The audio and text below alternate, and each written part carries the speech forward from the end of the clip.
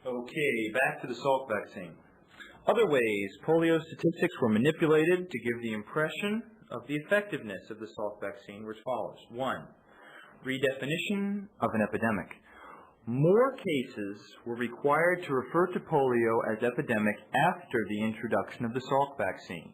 In other words, you needed 20 cases per 100,000 to have an epidemic before the vaccine was introduced, and after the vaccine they changed that number to 35 cases per 100,000 per year to require the definition of epidemic. 2.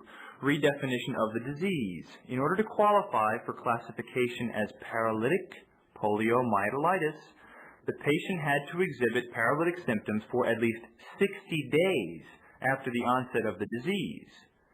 Now that's after they started the vaccination programs, folks.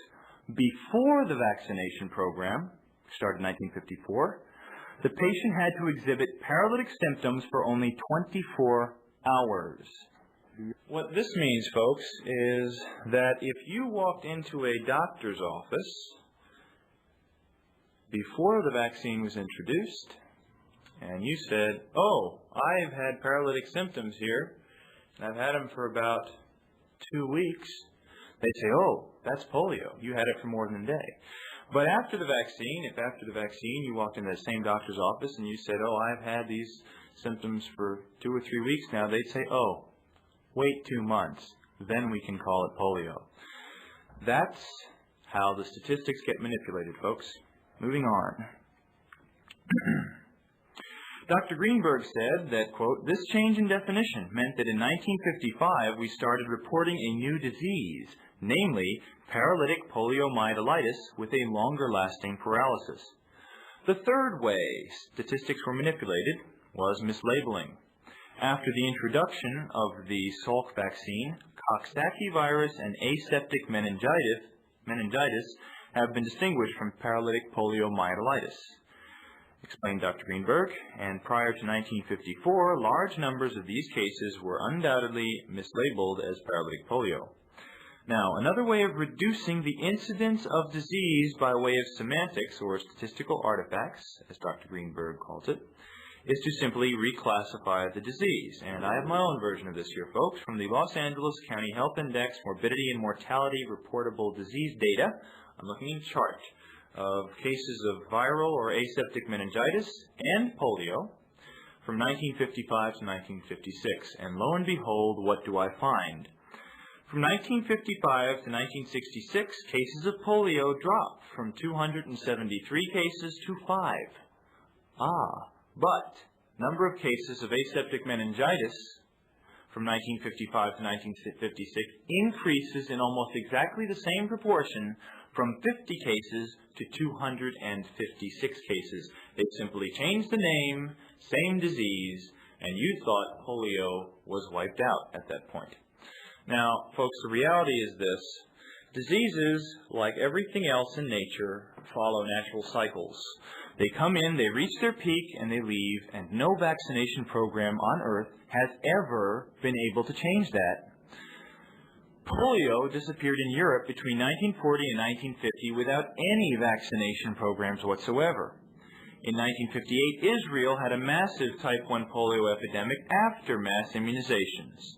And from the same hearings on H.R. 10541 that I talked about earlier, we find out that Massachusetts had a type 2 polio outbreak, and there were more paralytic cases in people who were triple vaccinated than in the people who were unvaccinated. Surprise, surprise, you thought the vaccine protected you, didn't you? Well, most of those cases of polio came from the vaccination. And that's fact, folks. Even Jonas Salk has admitted it now that more than 2/3 of the polio in this country came from his vaccine. From Kudler and Fisher's book, DPT, A Shot in the Dark, we learn, quote, "There is a natural tendency for doctors to underreport whooping cough when it occurs in a vaccinated population and to overreport it when it appears in an unvaccinated population." Which means that if you go into a doctor's office and you are allegedly vaccinated and you have whooping cough, they won't call it whooping cough. They'll call it something else. And that's how we keep all our statistics nice and neat and safe and clean. Same thing's been done with measles, for example, folks. Reading from Waling James's book. From 1958 to 1966, the number of measles cases reported each year dropped from 800,000 to 200,000.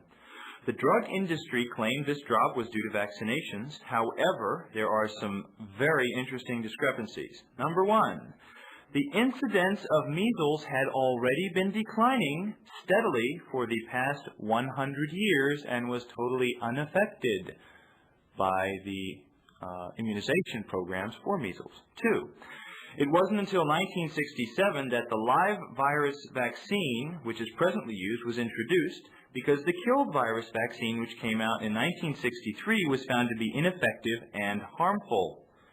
And yet, the vaccine, which was good and which they alleged did the job, did not even come out during the time that they are trying to take credit for wiping out the diseases in. 3, a survey of pediatricians in New York City revealed that only 3.2% of them were actually reporting measles cases to the health department. And 4, in 1974, the Center for Disease Control determined that there were 36 cases of measles in all of Georgia. But the Georgia State Surveillance System reported 660 cases that same year. Folks, you can't believe anything you read, because every single statistic out there has been manipulated and twisted, and that's a fact that I can tell you unequivocally from my own research. Let me read about a little bit of rubella here. A large proportion of children are found to be seronegative, which means they show no evidence of immunity in blood tests, 4 to 5 years after receiving the rubella vaccination. In another study, 80% of Army recruits who had been immunized against rubella came down with the disease. Once again, folks, evidence that these vaccinations will not even protect you against the disease they are supposed to protect you from. And it goes on to say here that the same results were shown in a consecutive study that took place at an institution for the mentally retarded. Now, could the real reason vaccination promise and performance seem so contradictory be that the vaccination premise itself is faulty? As stated earlier, the theory of vaccination postulates that the use of immunizing agents produces a mild form of a disease for which specific antibodies are formed that will protect the body when the real thing comes along.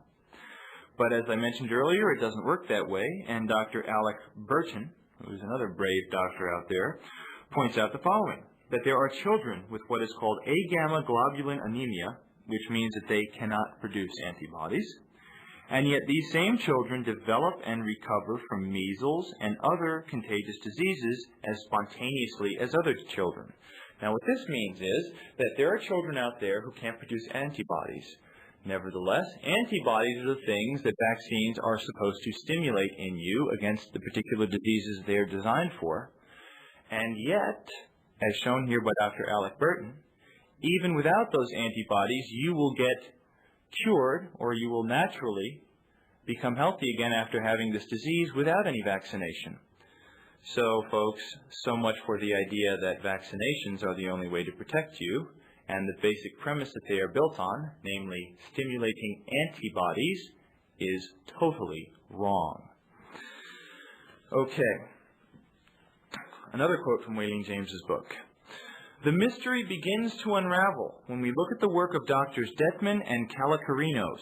In one of their articles, they quote Dr. Wendell Belfield of San Jose, California, who says the following: antibodies are not needed when the primary immunological defense, which is leukocytes and interferon, etc., is functioning at maximum capacity.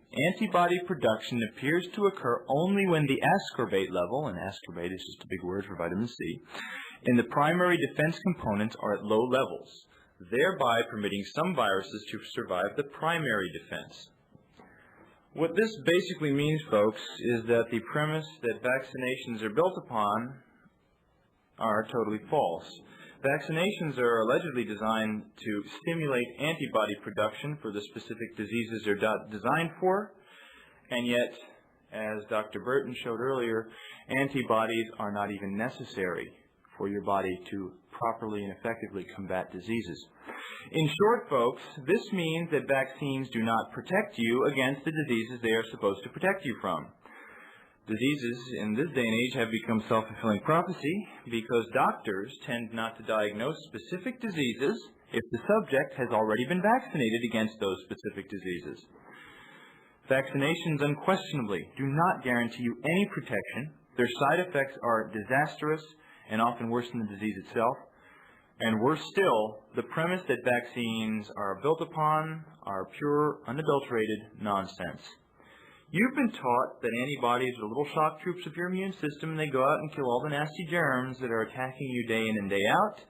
And the reality, however, is that antibody production is not your primary immunological defense, and the idea of stimulating them by injecting you with poison serums and free-floating genetic material and all kinds of poisonous carrying agents and stabilizers and vaccines is completely absurd.